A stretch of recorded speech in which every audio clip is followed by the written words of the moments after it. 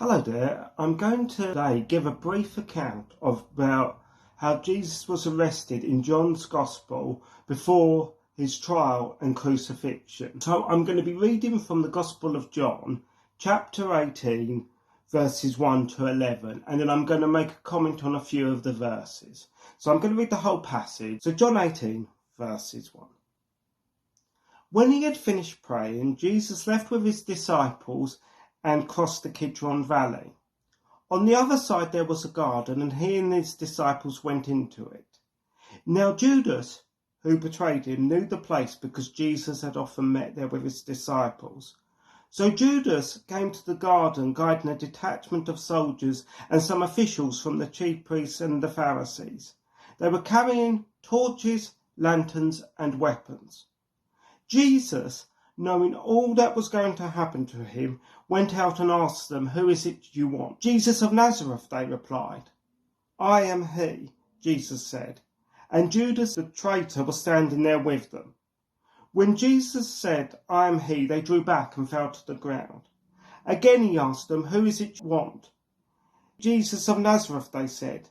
Jesus answered, "I told you that I am he. If you're looking for me, then let these men go." This happened so that the words he had spoken would be fulfilled. "I have not lost one of those you gave me." Then Simon Peter, who had a sword, drew it and struck the high priest's servant, cutting off his right ear. Jesus commanded Peter, "Put your sword away. Shall I not drink the cup the Father has given me?"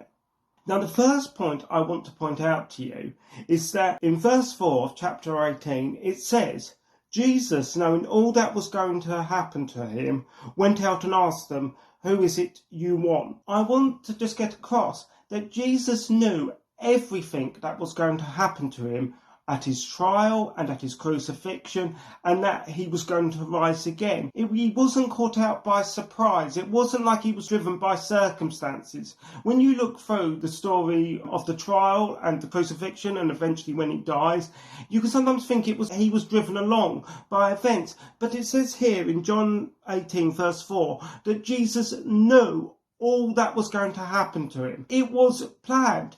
He knew the horror of the cross. He knew he was going to lay down his life for us. It says in other parts of John that Jesus laid down his own life. It wasn't taken from him. And he knew exactly what was going on, and that this was all part of the plan to save the world.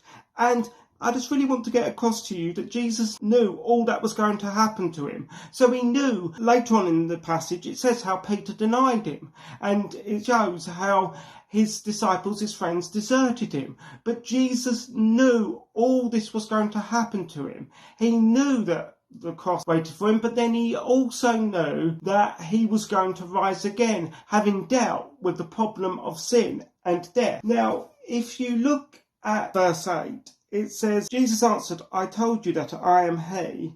If you're looking for me, then let these men go." This happened so that the words he has spoken would be fulfilled. "I have not lost one of those you gave me."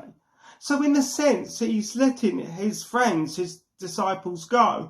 But as he knows all what is going to happen, he knows that they will come back and that he will restore them, and that this is what is going to happen. And then in verse 10 it says, "Then Simon Peter, who had a sword, drew it and struck the high priest's servant, cutting off his right ear."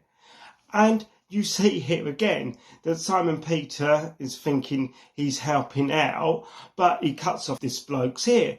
And in the Gospel of Luke it shows what happens after this event, that this high priest servant has his ear cut off. But then you see in Luke's gospel that Jesus heals the person. And even when he is being arrested and people are out to get him and they're going to have an unjust trial and they're going to sentence him to die an horrific death on the cross, which I keep emphasizing, you see how he brings healing and that he heals this guy. And he actually rebukes Peter in verse 11, going, "Jesus commanded Peter, 'Put your sword away. Shall I not drink the cup the Father has given me?'" And you see again in John 18 verse 11 that Jesus is willing to go this way. that he says he will drink the cup the Father has given him. And that is the wonderful truth of the gospel. And then the chapters continue. You see how when Jesus is led to his crucifixion in John's gospel, he is carrying his own cross. He is carrying it. He is laying down his life for us.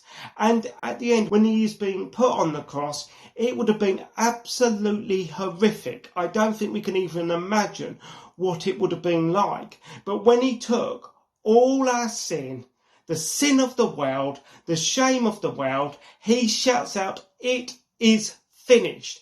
It is complete. He has done it." And that is what the glorious gospel is about. That it's all about what Jesus does. It's not what we do. It's all about what Jesus does. And at the wonderful end of it all is that he didn't just die, he rose again and he defeated sin and death for us. And that is the wonderful good news of the gospel. So I'm going to close in prayer, and then that will be it for today. Lord Jesus, thank you that you went the way of the cross, that even when you were arrested, you knew all what was going to happen to you, yet you chose to go that way.